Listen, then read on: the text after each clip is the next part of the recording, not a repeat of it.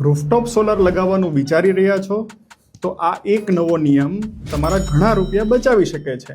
ચાલો સમજાવું કેમ. ALMM લિસ્ટ 2 લાગુ થયા પછી ઘણા લોકોને લાગતું હતું કે હવે રૂફટોપ સોલારના દરેક પ્રોજેક્ટમાં DCR સેલ્સ કમ્પલસરી થઈ ગયા છે. પણ MNRE આ કન્ફ્યુઝન ઉપર એક ઇમ્પોર્ટન્ટ ક્લેરિફિકેશન ઇસ્યુ કર્યું છે. જો તમે PM સૂર્યઘર મુફ્ત બિજલી યોજનામાં અપ્લાય કરો છો અને સબસિડી લેવાના બદલે give it up option select કરો છો તો એ કેસમાં તમને ALMM લિસ્ટ 2 ની સોલાર સેલ રિક્વાયરમેન્ટમાંથી એક્ઝેમ્પશન મળી શકે છે. સિમ્પલ ભાષામાં સમજીએ તો રેસિડેન્શિયલ સોલાર પ્રોજેક્ટ્સ માટે નોન DCR પેનલ પણ યુઝ થઈ શકે છે. અહીંયા એક વાત ખાસ યાદ રાખજો, આ બેનિફિટ્સ બધા જ સોલર પ્રોજેક્ટ્સ માટે નથી. જો તમારે આ નોટિફિકેશનની કોપી જોઈતી હોય તો મને ફોલો કરીને કમેન્ટ કરો યસ, હું તમને એ PDF DM માં મોકલી આપીશ.